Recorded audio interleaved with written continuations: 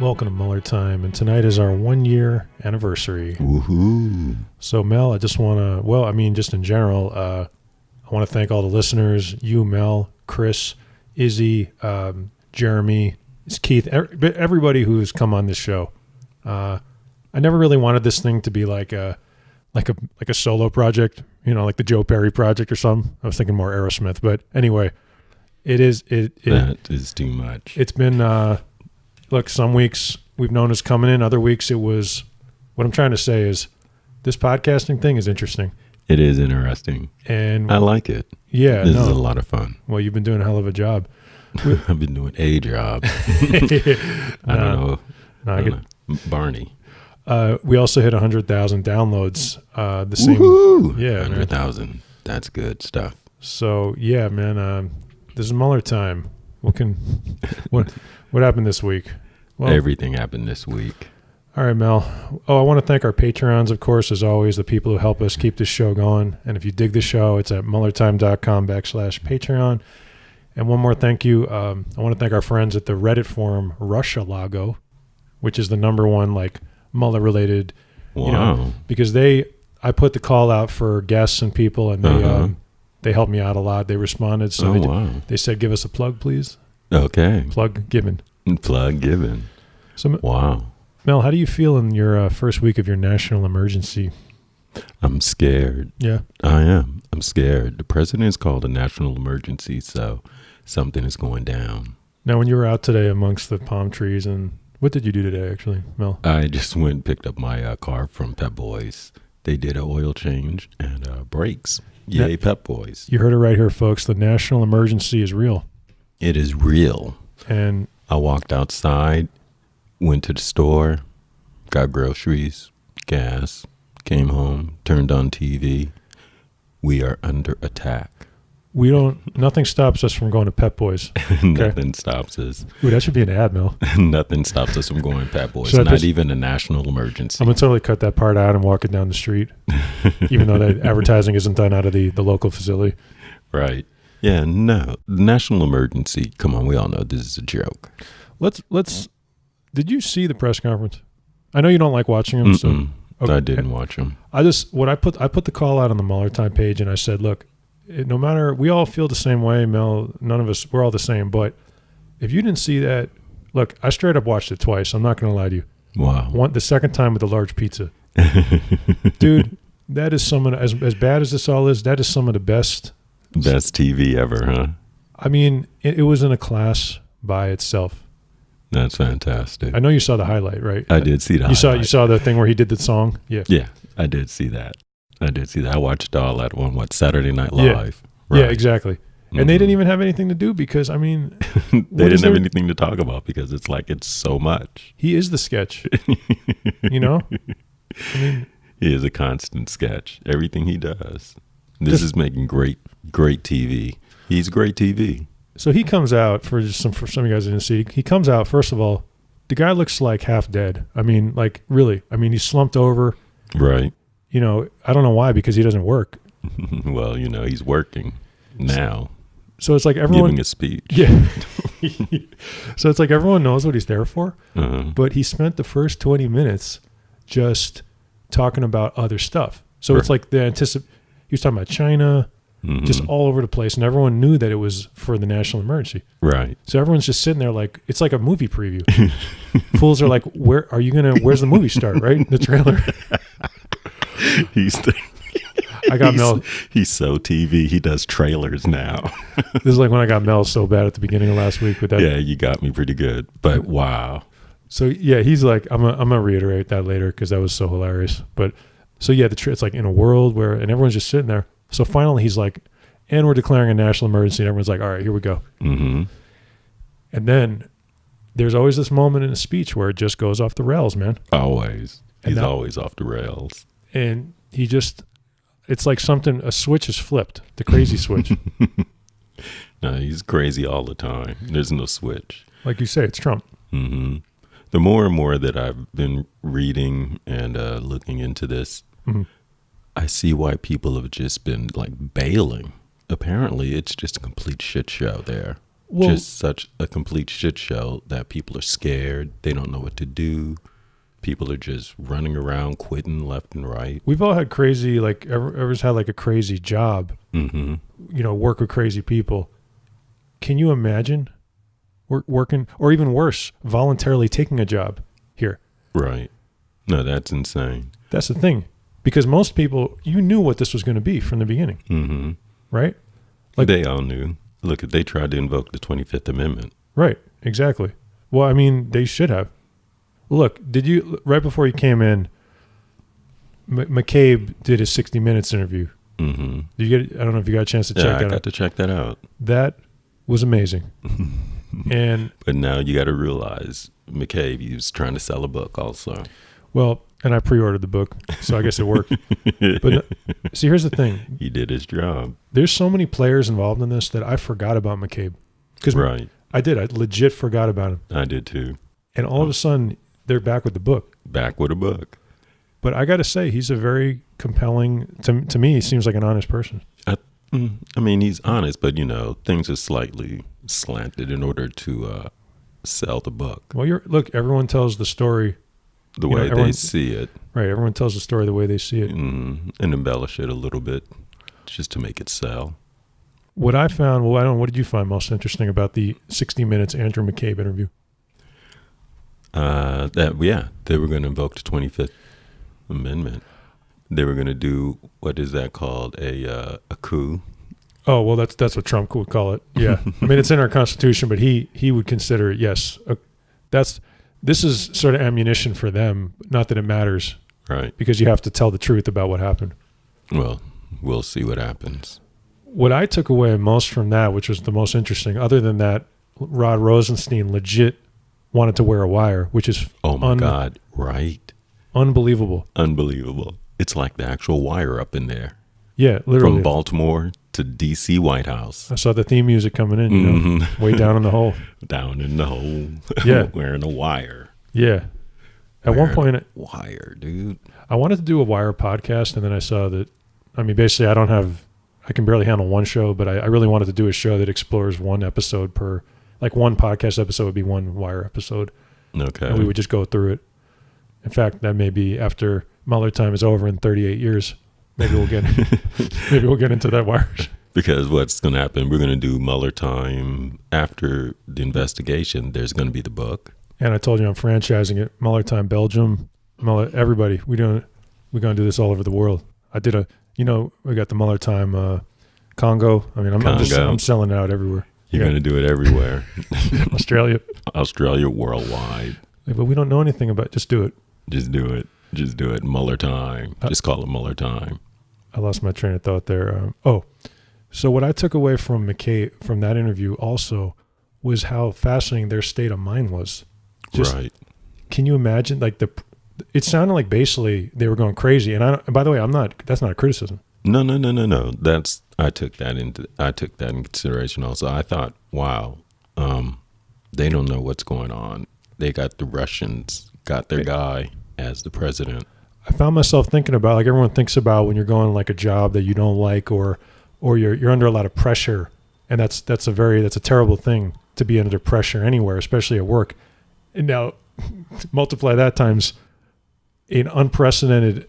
Because you got 300 million people to worry about. Exactly, that's exactly right. And on top of that, there's no rule book.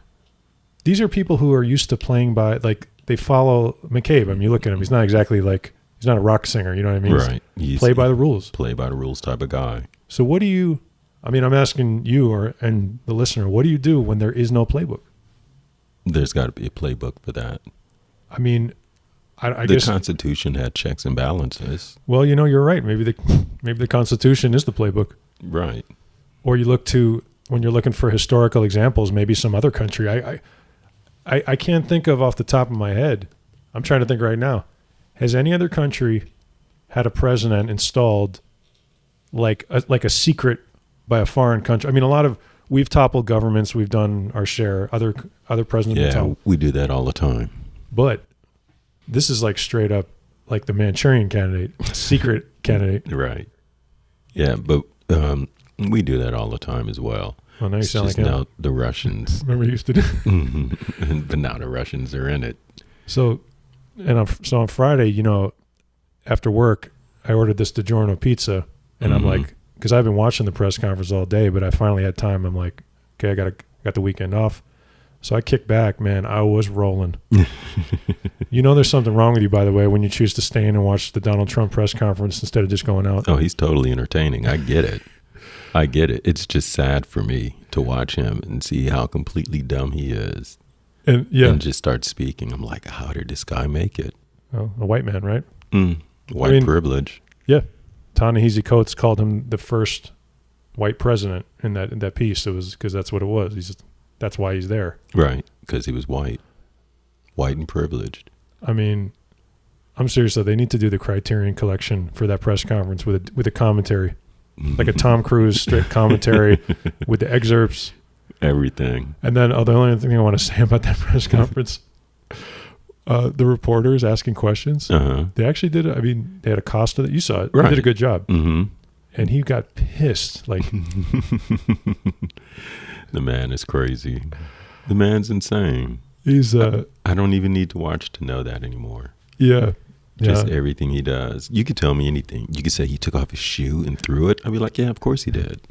He's crazy. You're like, he pulled out his ass. He actually pulled out his ass and showed it to the whole crowd. He's down at your folks' house right now, over there in the South Bay. Exactly. See, it would not surprise me. I also want to say on the Mueller time, my brother's cooking beans, by the way. So, yeah, red beans and rice. So if they show up, they're hungry. This reminds me of the Chitlins conversation we had, where I learned we did have a Chitlins conversation, where the Mueller time listeners were treated to a conversation about me learning about Chitlins. Exactly. That's going on the best of for sure. I did an interview which is up on the Mueller Time YouTube page and Facebook with Facebook's number one. It's sort of like The Onion, but they goof on Trump supporters and fake news. Right. It's called America's Last Line of Defense. They've been profiled in the Washington Post, BBC. So I did an interview with their co-founder. If you guys get a chance to go on the page, it actually was a lot of fun. This dude is a real cool dude. That's nice. Dude, I've gone through and just read the replies from other just Trump supporters. And they clearly have a view, but it's twisted. And I'm like, who's giving them this view? Because they all have the same view, and it's like almost truth. When you say replies, by the way, I'm sorry to interrupt you. Like if you read Trump did something stupid, and then you go down to the comments, and then you read all the other comments of all the Trump supporters and stuff. Now, I do understand a lot of them are just bots, and I find that funny because I do find a lot of black Trump supporters in the comment section. Because you were on Blacktivist. Because I'm a Blacktivist. Till they shut you down.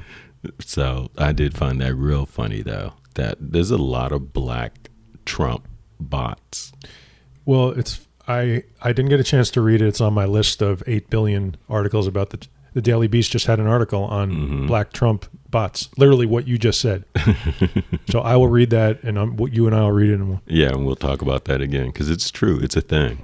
Did you know that Russia, I'm sure you know this already, what I read was that they've been exploiting American racial division since like the 30s.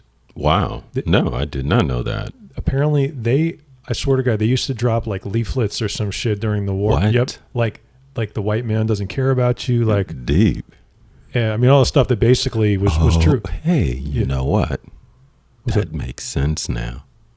See? There was a lot of brothers back in the day that were like, oh, I'm going to Russia. I didn't know that, but that makes absolute sense. Oh, my God. Yeah. Yeah, a lot of folks. A lot of folks went to Russia. It was perfect. If you're talking about soldiers, too, I mean, you fight. They were treated like royalty in Europe, and then they came back here. It was like just more racism. Right. Well, they hit them on the socialist tip. Yeah. Because, for sure, what's happening over here is not working. Yeah. So if it's not working for you and someone else is screaming, hey, we got socialism. We care about everybody. We don't care what your color is. And that's where they go. So this has been in the playbook for a while. Now they just they modernized it with computers. Right. And got new black bots. What happens to all the black folks that go over there to Russia? Look, I've got friends who've worked there as journalists, and I lived in Eastern Europe for a time, and that is, I mean, I can say this unequivocally, that is not a good place to go unless you're a white person. I mean, I hate to say that, but I don't know. I'm quite sure there's some very good black authors that went to Russia. oh, I don't doubt that for a second. And maybe if you're established, you have a good life. But I mean, my buddy went over there and did a bunch of stories on sort of Blacks in Russia. No, that would be a good. It was more like That would be interesting. it was on various criminal gangs. And long story short, he profiled not a black guy, but he was Indian. Okay. The place is straight up dangerous. Like there's entire gangs of white supremacists that operate. But it's like that here too. Well, I guess that would be the opposing side. So, Yeah. I mean, do they have health care? I don't know what their health care is. I assume they have some kind of national health care. Mm. Yeah, Brother got a roof over his head. that probably. Yeah, Police shooting at him. yeah, for sure. Oh, they are? Oh yeah. Oh, well, it's just like here. But he's got a roof. He got health care. Probably got a job. I don't know. Maybe I saw some crazy stuff when I was Probably there. got some tennis wife. Don't get me wrong. This country has its flaws, but I mean, Yeah, no, it's Russia. I'm it's just saying. Yeah, but no, that's All the I'm saying. the other side of it. If you're black, Well, how about this is what we're gonna do. The Mueller Time listeners are gonna buy a plane ticket. We're gonna give you a year, in Russia, and then we're gonna see if you come back. see if I come back. I'll go there and be like, well, it's fucking cold, and come right back. I'm not living anywhere cold. Well, the thing over there, what I will say, when I lived there, and what's different about this country, and again, totally acknowledging this country's flaws, is that they look at their definition of like a citizen is so different than here. Like you and we're American. Neither one of Right. us is more American than the other one. But over there, man, like they think of things as so different. Like just as an example, when I was in class over there, when I lived in the Czech Republic, and they were talking about Kafka, the quintessential Czech writer. I mean, that's to the whole world. Right. And the teacher goes, well, someone said that, like, he is the biggest Czech writer. And she's like, well, not really, because he spoke German and he was a Jew. Wow. And we were like, what? And like, it's just like rolled off her tongue. And I'm Right. like, So he's not really Czech because, he spoke German. He was a Jew, so he's not really Czech. hold up. Like, what are you talking about? He's Czech. Nah, that's how they look do at things. Yeah, Yeah. that's how they do over there. Yeah, Oh, no, for sure. I've had this conversation with people in the past. totally. And that's what made me realize one of the great things about America is that no matter who you are, you come here, you're that Right. American. Now, I'm acknowledging, of course, the flaws. No, we have a bunch of flaws, but I'm in LA. I was just watching, and before you came in, I was watching that Rick Ross documentary on Netflix, which is just awesome. I should have watched that. I didn't. Oh, I'm surprised you didn't see that. I don't care that much about Rick Ross. Don't care that much about hip hop. I mean, I listen to the music. No, I mean the freeway Rick Ross. I'm sorry. The drug original, dealer. Yeah, the drug my bad. dealer. Yeah, no, I don't know anything about Rick Ross. All right, no. Okay. Because Netflix has everything on. Dude, I was on Netflix this weekend because I was sick. I'm not sick anymore. I had food poisoning situation. Okay. Not like the flu or anything. And I was on Netflix, and let me tell you, they have everything. Yeah. You'll just flip through there until you find something you like. So They'll have it. So Paul Manafort is going to be Back to Mueller time. and speaking of a white man never seeing the light of day again. You think so? I believe that, according to the news we got, of course, that Mr. Mueller didn't. Basically, Paul Manafort is going to receive between 20 and 25 years just on the bank fraud charges. Mm-hmm. They wrote what is believed to be the most scathing sort of pre-sentencing memo. Like, I saw lawyers talking about it. They said that there's no redeeming factor for Paul Manafort's life, which some federal attorneys said they've never seen that before. They call it mitigating. Right. Nothing. They said there's nothing good about this guy. He was rich. He didn't do it to help his family. They went off. Right. Obviously, the lying.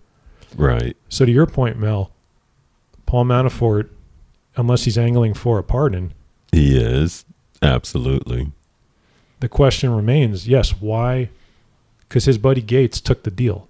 Gates took the deal. And all these articles that are coming out about Manafort are from Gates, the stuff that Gates gave them. Yeah. So, yeah, like I said, the question is why wouldn't he take the deal? Look at Manafort. He's just a knucklehead. Him, his wife. Wait, what's wrong with his wife? And his yeah, dude. No, tell me. I don't really know much about his wife. No, his wife Kathy, and his daughter. He has a Hollywood daughter. Did you know that? I read a little bit about his family, but not much. Yeah, Jess Manafort is a Hollywood director. She did like 3 movies. Yeah, well, good movies. I mean, decent movies. Yeah, I mean, interesting, good stuff. Do you happen to know what they are? I'm just curious. One is Remember the Days. Oh, I think that was back in early 2000. Another one was A Sure Thing.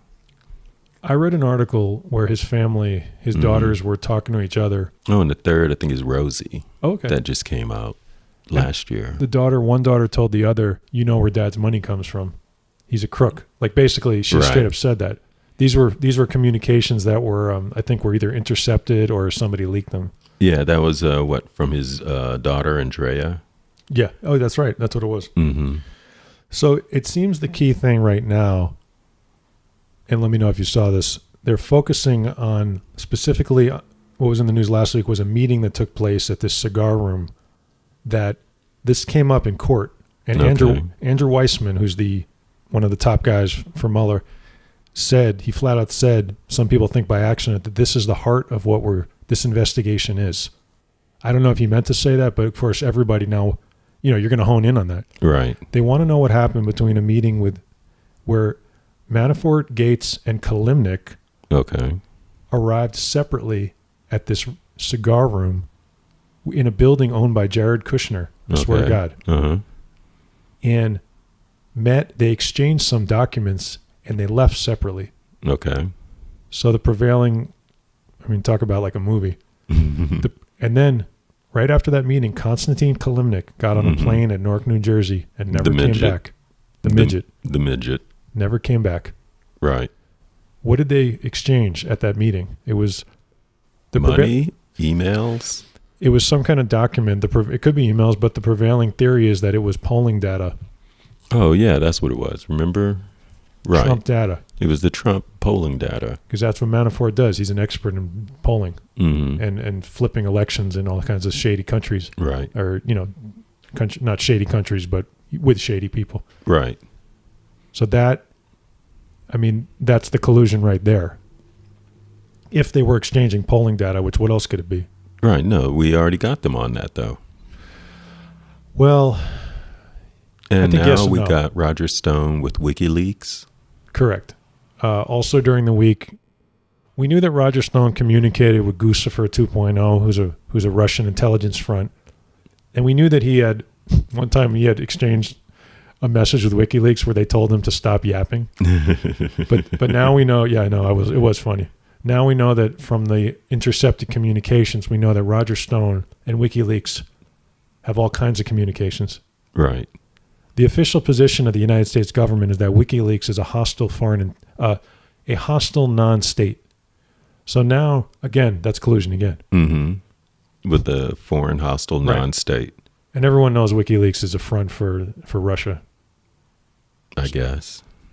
So I guess that brings me to the central question again, which is, why the fuck are we still doing this podcast when this motherfucker should be in jail already? All these people should have been in jail 9 years ago. Look at Trump has to stay in office. Trump has to stay in office, or else he's going to fucking prison. So let me tell you, dude. All right. My vision: Kamala Harris is standing there, getting sworn in by President Trump. Standing behind President Trump is Bob Mueller and the FBI with fucking handcuffs.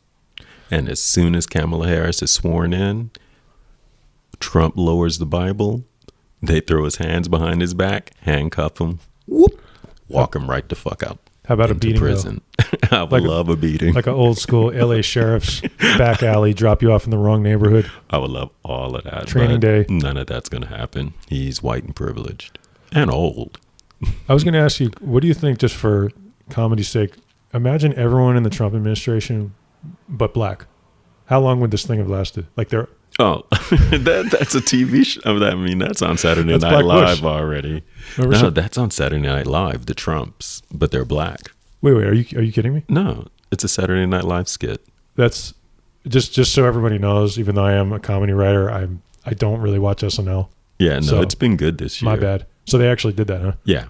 Oh, yeah. They've been doing it for That's hilarious. a while. Yeah, it's the Yeah. Trumps. They're black. It's the best shit ever because it's Trump doing something like, I can't. So the last episode, he's in the car and he's like, well, you know, everyone around you is going to jail. It doesn't matter because I'm Trump.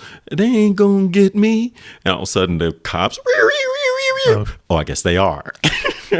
So everything that Trump does, and Trump says, they ain't going to touch me. The cops just show right up and just take them away. Thank you for, well, hey, see, I've got that mind.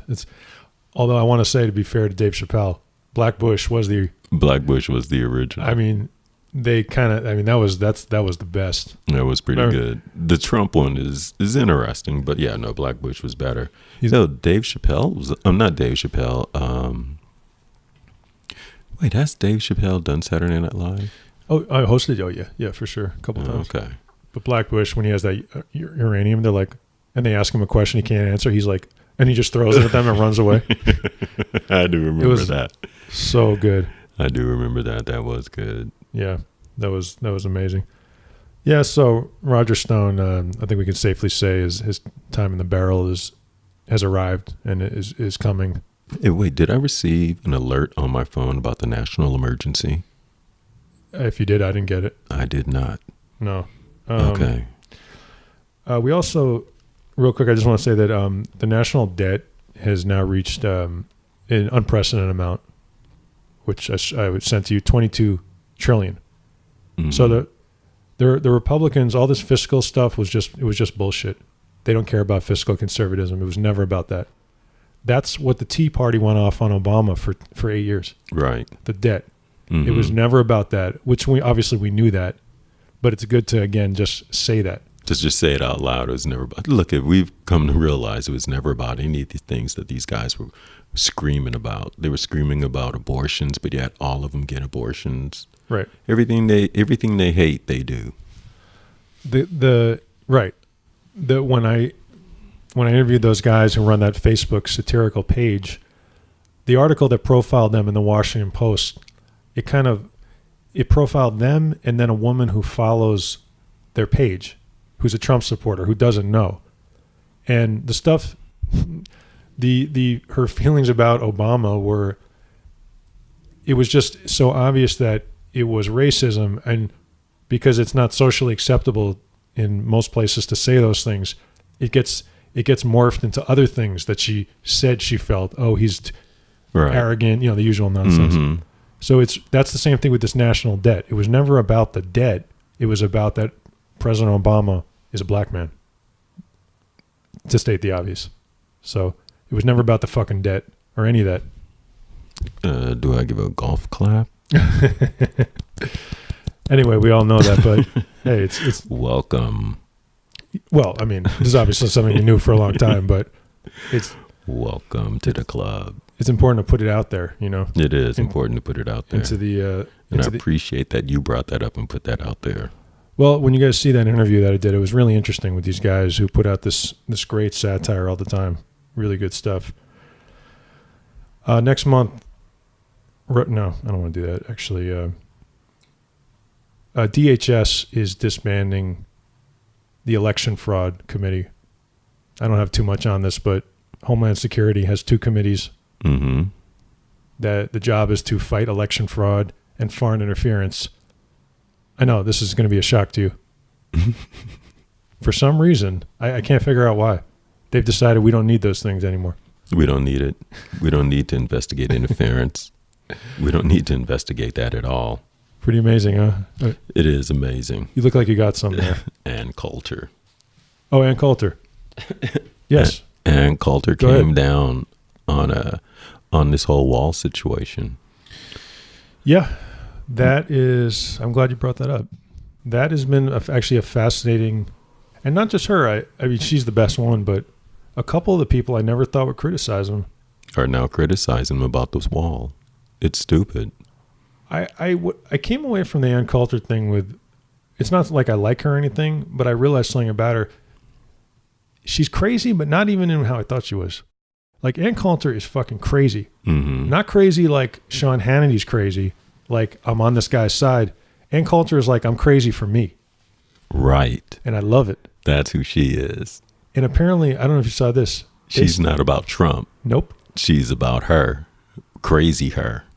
Yeah. Right. She was thinking of herself, like, what do I Mm-hmm. look like in this whole thing? And apparently she had a screaming match with him in the Oval Office. That's what they say. Wow. Right before this. Wow. That was sources. So again, And now they're trying to blame it on Paul Ryan. she went off on Donald Trump. Poor little Paul Ryan. Oh, I forgot about him. Yeah. Wow. Exactly. Well, I mean, he's a total piece of shit. He's the worst, the figure in history that will be just mocked. But fuck him. But yeah, she went off on him, and now she's calling him dumb. What else did she call him? A moron? Moron. All sorts of stuff. I mean, that hurts for him. Yeah. No, it totally hurts. But what does he care? I didn't see that coming. I didn't see even Rush Limbaugh had a criticism or two. I never saw that coming. This wall thing is really important to them. I mean, by the way, speaking of morons, these people aren't exactly, playing with a full deck. No, I know. This is what I do realize, that, we have to accept everybody. And Yes. so that also includes the less intelligent. Oh, I see what you're saying. I would like to deport those people if I could. I know I can't, but We can't. We have to treat everybody with equal respect. So that means less intelligent people get to also hold positions. well, I mean, Unless we come up with an IQ test. why don't we just put them all in Washington State? Are we going to come up with an IQ test? Let's just Please, IQ test. let's just take all the good people out of Washington State. I don't know why I picked that. Okay. Let's take all the good people out, and then that's going to be the place for Trump supporters. It's going to be the one state. Well, Oregon was originally the supremacist state. Was it really? Mm-hmm. I didn't know that. Yeah, Oregon was founded as a white supremacist state. It was supposed to be all just for the white folks. Really? Mm-hmm. I thought that was this entire country from the beginning. It does kind of seem like it was the entire country, but they felt like they were going to get. Oregon. Yeah, so they went to Oregon, which I found was super interesting. I was like, whoa, that's super west. That's like right above us. That's interesting because they still have, like Portland, I read about when they have Mhm. these protests, they get pretty violent. They have a lot of these neo-Nazi fucks Right. there. Mm-hmm. Well, I have a friend that's Middle Eastern that worked in Oregon, Huh. and he had to buy a firearm. Oh, really? Mm-hmm. He said those white boys would follow him on trucks with guns and stuff and scream at him. That's very sad. I mean, And that was like 2015, yeah, 2016. right. You hear that, you're like, oh, was that like 1960? No. No, 2015, Yeah. 2016. And he works for Honda. So he's Wow. wearing a suit and a tie. Yeah. Well, that's the. And he doesn't even look Middle Eastern. I just know that he is. That's very sad. Mm-hmm. He looks Hispanic or something. He looks like he could be anything. Yeah. He could be Italian, I guess. Yeah. I'm going to emphasize this again. There's not going to be a fucking wall. No, there's not going to be a wall. There's not going to be a wall. In fact, tomorrow, by the way, actually, generally by the time you guys hear this, it's going to be over. But tomorrow, President's Day, that could be old. I don't know. I don't even like the fact that there is President's Day now. How do you feel about President's Day this year? Because Mel? now he gets included. He gets included. There's going to be protests, I just want to say, across the country about the national emergency. Maxine Waters is going to be leading a thing at City Hall, which I'm going to try to go to if I can, and a bunch of other people. Wow. And to reference to what you said with Trump, I think the way he's going to be looked at in history is basically like a Benedict Arnold. That's going to be his kids will hear his name and laugh. And Will they put his name on high schools? oh, hell no. No, absolutely not. Okay. After they'll put Mueller's name on high school. Yeah. Ooh, No. that'd be nice. They shouldn't name high schools after people that are alive. Hmm. They really shouldn't. You don't think so? Because people can mess up. That's interesting. Look at, they have a George Clinton middle school. What George Clinton do? Smoke too much weed? No, but he had sex with that girl, so now he's seen under a sexual light. Oh, I never heard about that. You know, George Clinton? The P-Funk? No, Bill Clinton. You said George Clinton. I said George Clinton. Oh, no. My bad. Everybody, let's take that back. I was like, what? Can't mess up the funk. All right, let's get back to Mueller here. We got Bill Clinton. Bill Clinton as a middle school. I posted an article. I'm sure you guys saw it. The Senate Intelligence Committee has released a report. What are you looking at me like that? I was just thinking, did I really say you George really Clinton? did. Yeah. No, you Jesus hear it when Christ. No, it's all good. It's all good. That was hilarious. Poor George. Sorry about that, George. No. That's fine. A lot of the unintentional things end up being the best stuff. Real quick, the Senate Intelligence Committee released a report. You probably saw it. I'm not going to reiterate what it said. I just want you guys to go to a website called Just Security and read an article on Richard Burr. It's justsecurity.com. It's about the head of the Senate Intelligence Committee, Richard Burr, who is a corrupt co-conspirator in this. And when you read the article, you'll see why. He's a guy who's gone above the fray. You don't hear about him a lot. Mm-hmm. So I highly recommend reading this article. It's a great piece of journalism. Wow. Yeah, I'm going to check that out. This is a guy who was on Trump's team. Everybody forgets that. He was on the National... Well, look at everybody on Trump's team is dirty. Right. Just the whole team. And he took the job after after having access to top secret intelligence, which told him what was up. Right. It was one of the... Unfortunately, I can't remember the name of the writer, but it was truly great. Look, there's going to be so much stuff. You know, I just realized that this Mueller investigation is going to be a book. Yeah. Oh, yeah. And they'll probably just release the whole investigation as a book. Oh, I see what you're saying. Yeah, I have the 9/11 Commission report. I have the whole thing. It's a huge book. Can you imagine this? Right. One? Yeah. It's going to be a fucking... Yeah. It's going to be huge. It's going to break your Kindle. Like, you'll download it. This is just too much. How much have you read through that? The 9/11 report? Mm-hmm. Most of it, yeah. I mean... It all seems legit. It's very dry. It's report writing. What I'll say about that, I don't want to... Because there's a lot of conspiracy theories out there. Well, what I will say is I think they could have gone farther with the Saudis and some other stuff. That's what I'm going to say about that. Oh, okay. They pursued all available angles. There were some things that they didn't get to, which probably we'll know in 500 years. Oh, okay. But the key thing that they didn't go into was the Saudis, again, who are still messing with us to this day, with this idiot in the White House. We also found out Mueller interviewed Huckabee Sanders. Yes. And someone from Cambridge Analytica named Brittany Kaiser. Yes. How do you think that Huckabee Sanders thing went? That's her name on the show. Huckabee Sanders. Poor Sarah. She's just doing her job. I feel so bad for her. Oh, come on. Are you? Really? I do. She's just doing her job. Oh, man. You are way too nice. I don't think she believes any of the shit she's saying. Man, I don't think so. I think she's just doing her job. Maybe after this, we'll get a reality show with her and you and some other people in a house. We'll have to live in this little apartment together. Russia's going to cut off the internet in April for 1 day. To see if they could do it? Correct. Yeah. Just to test? It's just crazy to imagine that can happen. That they could just cut off the internet? Right. For the whole country. Mm-hmm. They have their own internet, apparently. It's not like connected to ours in the same way. It's called RusNet. Mm-hmm. So they're just going to cut that shit off just to I think it's just to show their people what's up. Right. You know? The whole internet thing. And I come from telecom, so I should understand it the best. Yeah. But people have definitely built their own. And I don't understand if we haven't, why we haven't. Oh, I see. Like the internet. Built our own internet.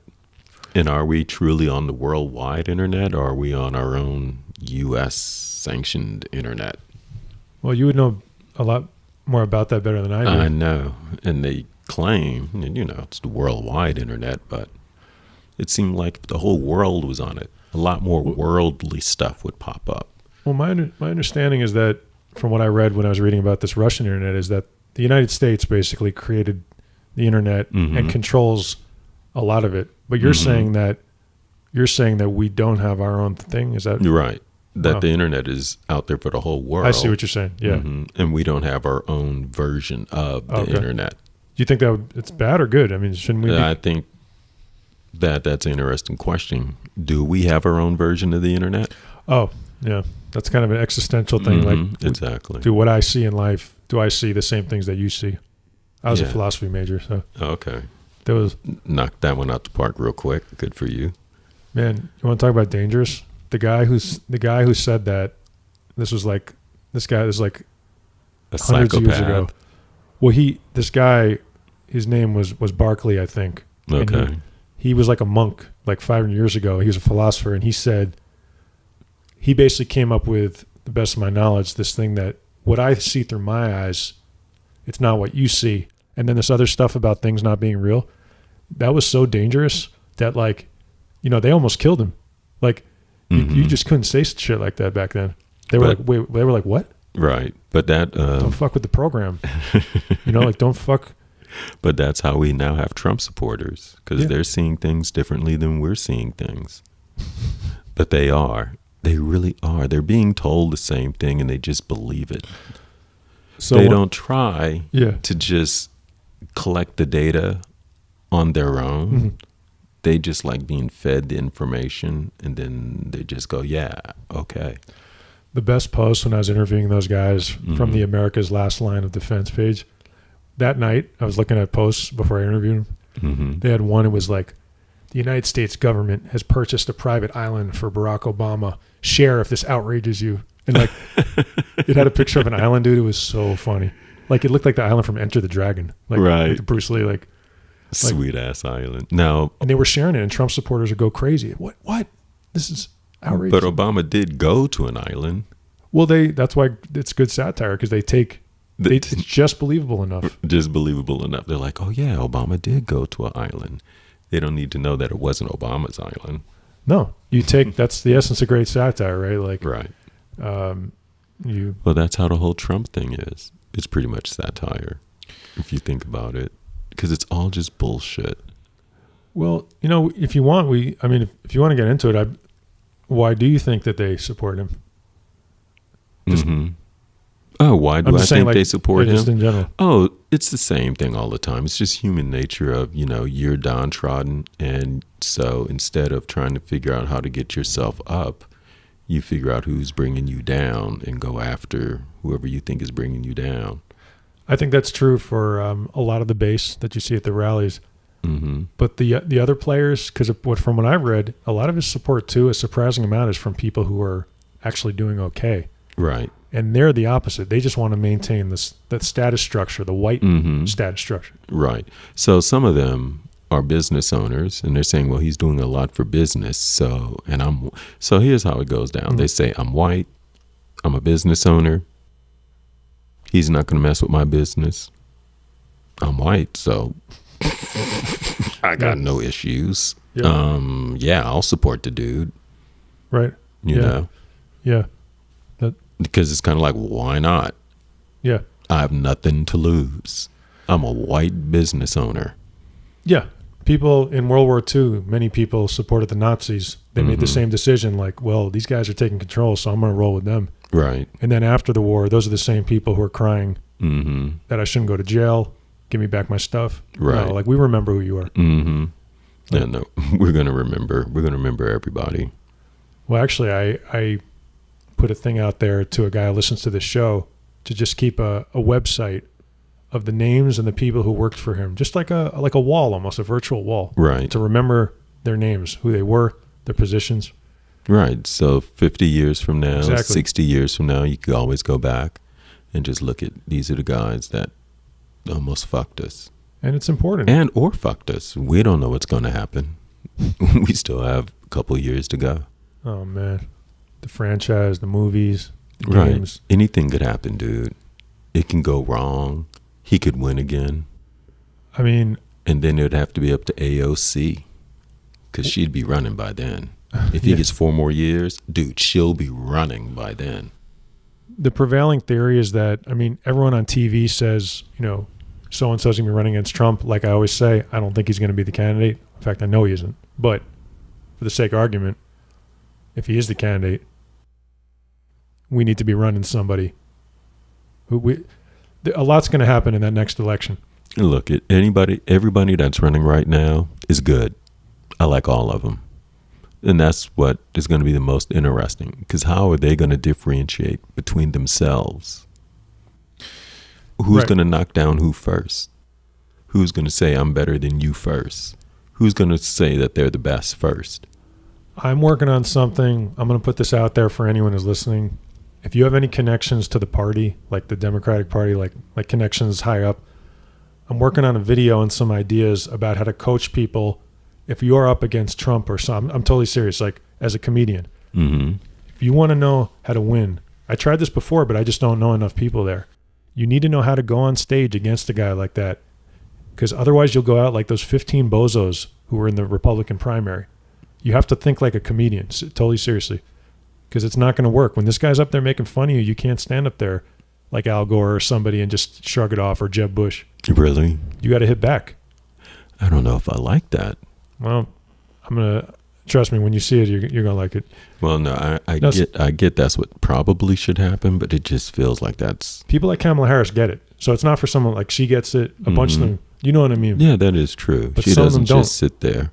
Some of them, it's like, she doesn't need that. But there's other people who may. I'm just trying to do everything I can. To help? We don't need another, God forbid. But you know what, though? Honestly, let the Hunger Games begin. Fuck it. Let them just go at it. Because whoever wins, that's who I'm voting for. Whoever wins, that's who I'm voting for. Trump has installed a $50,000 golf simulator. Oh, my God. Yeah. It gets better. Do you know when he did that? During the shutdown? Of course. Yeah. Just another story that gets no attention. It's not enough to work 5% of your day. Right. He also needs a fucking like virtual reality golf simulator. Mm-hmm. It's that hard. How come these white dudes love golf so fucking much? Hey, they say Obama loved golf, to be fair. Hey, no, you love golf because they all love. What is it? First of all, he worked, so he could play. I don't give a shit how much golf he played. Yeah, because he did work. Yeah, but to answer, I have no idea. I've played golf. I mean, you don't have to be good. I guess that's like part of it. Like you could just be drunk and fuck up and yay. Yeah, you can be like fat like Trump. Ride in the golf cart. Right. Or you could be like a Tiger Woods and just be like ripped and just like winning shit everywhere. I don't know. It's weird. The thing about Trump, he goes to these meetings and they talk about him checking out. Mm-hmm. One of the things that's so interesting is that it's not a voluntary thing. When I watch it, I don't know what it's called and I'm not a doctor, but he's physically not capable. His mind, it's not there. So when they talk about executive time, I don't think it's an option. I don't think he can't do the job. That's what I'm trying to say. Okay. He doesn't have the mental capacity. It's not a matter. It's not will. Right. He just doesn't have the mental capacity to last that long. He's just that old. The golf. Well, look, I mean, again, I think was always like that. The age with him hasn't helped, but some people are sharp as hell, Right. Older. Mm-hmm. It's just, he can't do it, man. He can't. The golf. He has a lot of issues and nobody addresses them at all. By the way, we paid for the golf course. I mean, the golf machine, just so everybody knows. Of course we do. Because the first thing he said was that I paid for it, so you knew it was a lie. Oh, okay. He said he paid for it? Yeah. He hasn't paid for anything. Why would he pay for that? He doesn't pay for anything. He doesn't have any money, by the way. Of course not. No, he's in the red. Mm-hmm. He's been in the red. He's broke. He doesn't have any money. He paid. It's like the fast food. He said he paid for that too, and that was also a lie. Of course, it was a lie. The Clemson players. Yeah, no, no one will ever forget that. There was no Carl's Jr. Yeah. I want to say on a positive note, about the power of civil action. Way back in the beginning of this, like maybe somewhere midway when we started the show, Chris and I talked about Trump was starting a hotel. It was going to be called 2 hotel branches called American Idea and Scion. Apparently they got this idea when they were going through the when they were on the campaign trail and they were going to all these like the Midwest, and they were like, we should do a Trump Tower thing here, but like a lower version, you know? Okay. Because that's how they look at people out there. They look at them as marks. That's how they look at their base, as marks. So anyway, the point is, I remember getting really mad, and I was like, that's bullshit. Like, are you kidding me? Now so I was putting that out there. So the hotel chain has been canceled. Yay. And this is only the beginning of the end of the empire. It's all going to be It's over. all going to be crushed. All of it. The sheriff's notice on the door. Lockout, 30 days. Think the FBI Fuck come out. busting doors down All again. of it. Oh, that was great. But that's where it's about hitting him where it hurts, man. In the pocketbook. And people are moving out of his buildings. They're taking his name off the buildings. How does Trump not go to prison? If his health fails him. No, first of all, he should go to prison. burgers. This country traditionally has problems holding presidents accountable. He absolutely, of course, should go to prison. And he has to go. Look, if he doesn't go, it's going to hurt even more down the line.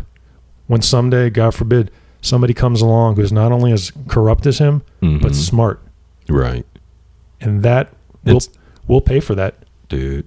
And I just thought about it, because usually what happens is that the new president will pardon the ex-president. Right. If the new president is Kamala Harris, she ain't gonna pardon Trump. I hope not. No, dude, she's the ex-attorney general for the state of California. She's all about the rule of law. We're still paying right now for Nixon getting off and Bush getting off. I just want to be fair about that.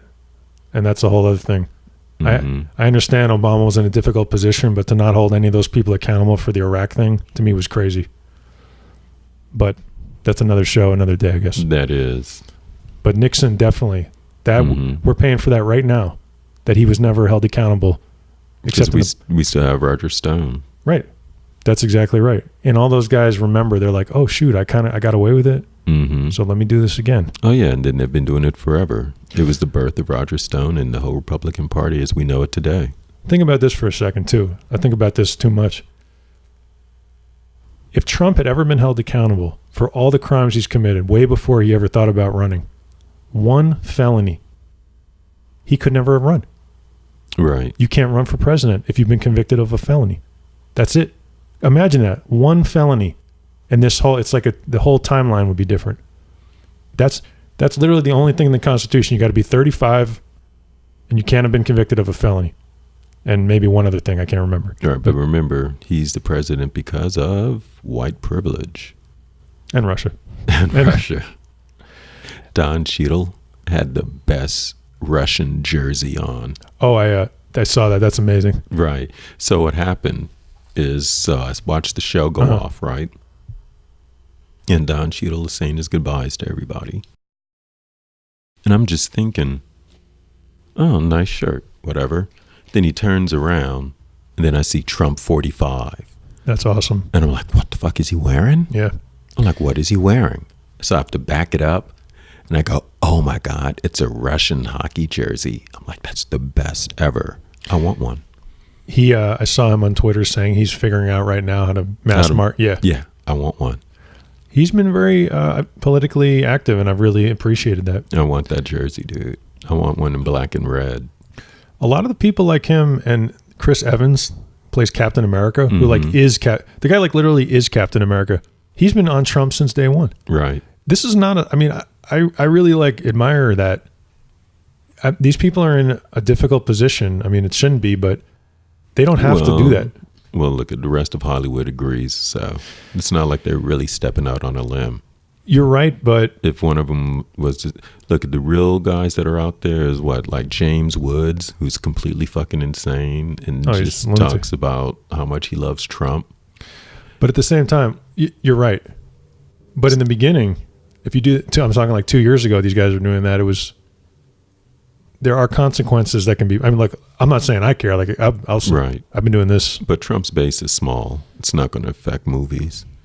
You'd be amazed though how cowardly a lot of these Hollywood these actors are. They see that his base is small. They've all been coming out. You think so? Yeah. It's been tested. Small base. They're not going to lose any dollars. If anybody would have lost any dollars, they would have shut up. Yeah. Well, these big megastars, though, I admire them. They thought Nike was going to be in trouble for picking Colin Kaepernick. You ever hear Tom Cruise say a word about Trump? I'm saying the big players often shut up. Like Chris Evans is. It has. Tom Cruise said something about Trump. Did he? Did he? No, I'm saying like the A-list stars, like a Chris Evans, a lot of them don't say anything. Like Trump, I haven't heard a word from Cruise. Just those movie stars. Right. Like James Woods mouths off because he's a fucking has-been. Mm-hmm. And that guy's crazy, by the way. Like no, you said. Insane. No. Dangerous. He's dangerously crazy. I want to say in one other positive news, Mark Kelly, an American hero, is running for Senate. Okay. Naval aviator, astronaut, and he's married to Gabby Giffords, the representative who. Right. I remember that now. I was very happy to see that. Yeah, no. Everybody put your support behind him. Everybody just vote. It's the most important thing that we can do now. It's amazing. You have like this Mark Kelly guy who's, like I said, literally the dictionary definition of an American hero. And then on the other side, Trump. Right. Well, the bar is on the floor now. There's no more bar. There's just no bar. Anybody could show up. Like I said, we have all these presidential candidates now out there. Let the Hunger Games begin. They just start going at it with swords and bats, and whoever's standing up last, that's who I'm voting for. It's going to be a good year, Mel. It's going to be interesting. A lot of live shows, I wonder how it's all going to go down, because I don't care who it is. I don't care who wins. The next month or two should be fairly big. I just mean in terms of Mueller. Mm-hmm. I don't see this. This is just accelerating. I think we'll see in the next month or two, we should see Don Jr. We might see Ivanka or someone like that, but he's saving those people for last because of the hellstorm that's right. Because once he gets to them, he's right there at Trump. That's right. He's knocking at Trump's door. Right. Because they'll be like, well, how did they know all of this and Trump didn't know anything? Yeah. They'll be like, no. Anything you'd like to add, people? Nothing at all. Get out there and vote, people, when it's time to vote. I know that's early, but honestly, I sit here and I think about this mess. And I'm like, what could I really do? And honestly, it's just vote. Couldn't have said it better myself. The number one thing you can do. If everybody voted, we wouldn't even be in this situation. That's just the bottom line. If everyone went out and voted, we can combat all that other shit that happens. Right. And even if you're in California and you think it doesn't matter, it totally matters. It matters. It matters big time. Never skip an election, even ones you think that don't matter. They matter. It really does matter. So you can follow us on Twitter at MuellerTimePod. My personal account is Eric Levay, EricLevai. Of course, on Instagram, Facebook at Mueller Time Podcast, and the YouTube page. If you want to become a Patreon, it helps us do this show, which is a lot of fun. It's patreon.com/MuellerTime. All we need is 600 people, and then we got rent paid. Then we got rent paid and a brand new Subaru Impreza. I don't know. No, I'm telling you, I did the math. 600 people, that's just rent. Hey, now you guys know I've been rolling out these video interviews, but the less I have to do at my other jobs, the more I can do. That's just the bottom line. That's how it is. The less we have to do on our money gigs, the more we can do this, and I would love to keep doing this. Yeah, I could step the game up on this like super hard. Yeah. A 1995 Toyota Corolla is all I need. If I could get my rent paid every month, then, I can do this longer. Oh, you're going to be here regardless. We got that covered. All right. All right, guys. We'll catch you next week.